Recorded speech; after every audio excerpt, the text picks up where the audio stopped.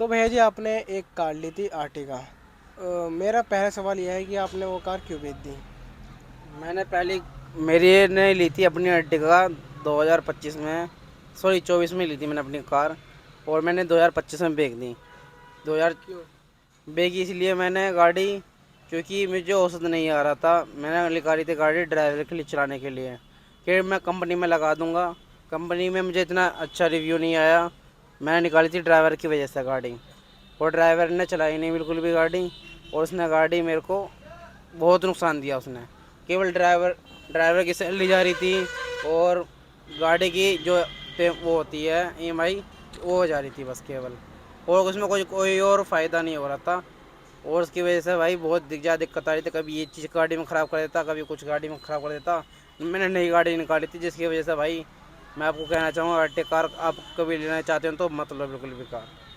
अच्छा, तो आपने उसके अंदर इनकम कितनी आई आपकी, मतलब सैलरी कुछ आया होगा? हाँ, अगर मैंने कंपनी में लगाई थी अपनी गाड़ी महिंद्रा ट्रक में, तो उसकी चेक बनता था भाई साहब 70 से 80 हज़ार रुपये का चेक बनता था मेरा। 10-80 रुपये से। हाँ जी, चेक बनता था, लेकिन भाई साहब उसका औसत इतना नहीं आ रहा था। तो कंपनी के अंदर से, तो कंपनी के अंदर मैं केवल 3 महीने चलवाई गाड़ी। उसके बाद से गाड़ी निकाल दी मैंने गाड़ी। क्योंकि भाई साहब कंपनी में इतना है नहीं औसत कि अब मैं आपको बता रहा हूँ मेंटेनेंस कितना लगता है। तो गाड़ी एक तो EMI होगी, गाड़ी की EMI होती है 25 हज़ार रुपये के आसपास बन जाती है। अगर आप गाड़ी लेते हो 5 लाख के डाउन पेमेंट पे, 8 लाख का लोन होता है, तो आपके 25 हज़ार की EMI बन जाती है। जिसके अंदर भाई आपको, आप गाड़ी चलवाते हो ड्राइवर से, तो कम से कम कोई भी बंदा चलाता है ड्राइवर, 18 से 20 हज़ार रुपये उसके बनते हैं। अगर ओवर टाइम में काट के तो उसके 20 हज़ार रुपये बन जाते हैं। 25 और 20 45 हज़ार रुपये हो गए। ठीक है। और जिसमें कि गाड़ी की CNG अपनी ही होती है। अगर आप गाड़ी चलवाते हो तो CNG कम से कम 20 के समथिंग आपकी महीने की CNG लग जाती है।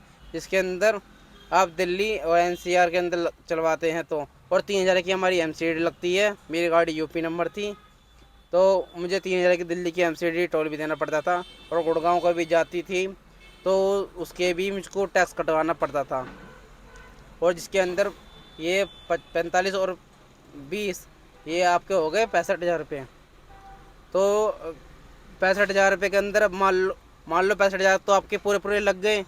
तो आपको बचा कितना? जब आपका 80 हज़ार का चेक बनना है तो कितने बचे? 25 हज़ार बचे आपके। 25। और 25 हज़ार के अंदर आप वो सब कुछ निकालने के बाद अगर बच रहा है, उसके अंदर फिर आपको फिर मेंटेनेंस लग जाता था गाड़ी का, सर्विस वगैरह मेरी खुद की होती थी। तो भाई काट पीट कर मेरे को कम से कम 15 से 20 हज़ार बचते थे 15 से 20 हज़ार रुपये कंपनी में। कंपनी में। तो जिसकी वजह से मैंने गाड़ी, मुझे अच्छा नहीं लगा, और भाई जिसकी वजह से मैंने गाड़ी कंपनी से निकाल दी। और क्योंकि ज़्यादातर ड्राइवर का भाई बहुत नखरे थे। मुझे अपना काम छोड़ छोड़ के जाना पड़ देकर, कभी ड्राइवर छुट्टी कर ले रहा है, वो हफ्ते में कम से कम 1 या 2 छुट्टी तो लेता ही लेता है। एक छुट्टी तो परमानेंट फिक्स रहती है। कभी उसने छुट्टी काट दी तो भाई मुझे अपना काम छोड़ कर जाना पड़ेगा। और कभी गाड़ी कहीं खड़ी हो गई तो उसकी वजह से भाई बहुत ज़्यादा दिक्कत प्रॉब्लम आ रही थी मेरे को, इसलिए मैंने गाड़ी शेयर करनी पड़ेगी मेरे को। और गाड़ी ऐसा नहीं है मैंने नहीं चलाई, मैंने गाड़ी अपने खुद से ही 5 महीने गाड़ी मैंने खुद से चलाई है। जो कि मैंने सिटी टू इंटरसिटी मैंने गाड़ी खुद से चलाई है। भाई अगर आप गाड़ी लेते हो तो भाई आप कभी भी अपने चलाने के भरोसे आप गाड़ी मत लो। अगर आप इस फील्ड के अंदर नए हो तो भाई अपने रिस्क पे ही गाड़ी लो। क्योंकि इसके उसके भाई ड्राइवर के भरोसे आप गाड़ी मत लो, भैया गाड़ी बेकार हो जाएगी। मैंने स्टार्टिंग के 3 महीने मैंने ड्राइवर चलवाई थी, और 5 महीने मैंने गाड़ी खुद चलाई। टोटल 8 महीने मैंने गाड़ी चलाई थी, जिसकी वजह से भाई मुझे बहुत ज़्यादा लॉस आने लग गया, और मैंने गाड़ी सेल करनी पड़ गई मुझको। तो आपने कितने महीने गाड़ी चलाई थी? 5 महीने। 5 महीने? हाँ जी। नहीं, टोटल गाड़ी चली जितनी? गाड़ी चली थी, टोटल गाड़ी चलवाई थी टोटल 8 महीने। आठ आठ महीने महीने किस्त मैंने खुद भरी थी, जो कि 1,72,000 की बैठती है। तो आपका इस गाड़ी में कितने का लॉस हो गया बे की जो आपने? मुझे इस गाड़ी का, जब मैंने बे की इस गाड़ी के अंदर, मैं डाउन पेमेंट की थी मैंने 5 लाख रुपए। और जब मैंने गाड़ी बे की 2.5 लाख रुपए मैंने गाड़ी देनी पड़ गई। क्योंकि भाई बहुत ज़्यादा किस्तों का लोड आ रहा था। 1-2 महीने मैंने गाड़ी की खुद से घर से बैठ के दी थी किस्त, 2 महीने गाड़ी। और जब मैंने गाड़ी बे की थी 2.5 लाख रुपए, तो मैंने वैसे लॉस लिया। 5 लाख से 2.5 लाख की मैंने गाड़ी सेल की, 5 लाख का उसमें लॉस, 2.5 लाख का उसमें लॉस आया।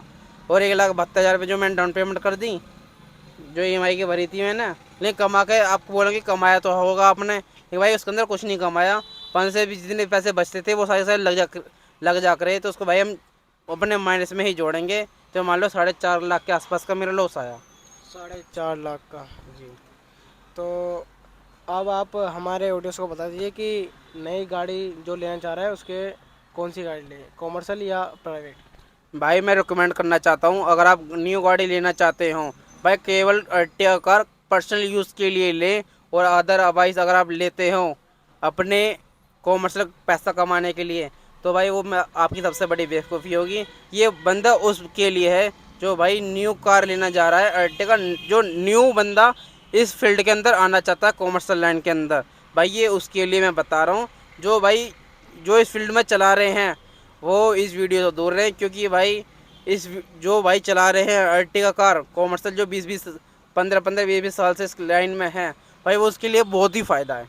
बस उन्हीं के लिए फ़ायदा है जो इस फील्ड में पुराने बंदे हैं। नई फील्ड के लिए भाई ये फील्ड है नहीं। अगर आपको समझ में आ रहा हो तो भाई मेरे को बताओ। तो भाई आप केवल प्राइवेट ही गाड़ी लें और कॉमर्शियल गाड़ी ना लें अर्टिगा। इसके अंदर न्यू बंदे के लिए लॉस ही लॉस होएगा। आप सोचेंगे भाई हमारा प्रॉफिट होगा, भाई नहीं होगा। भाई आपको 24 घंटे चलवानी पड़ जाएगी गाड़ी, जब ये आपको जाकर कुछ पैसे बचेंगे, नहीं तो कुछ पैसा बचने वाला नहीं है बिल्कुल भी आपका।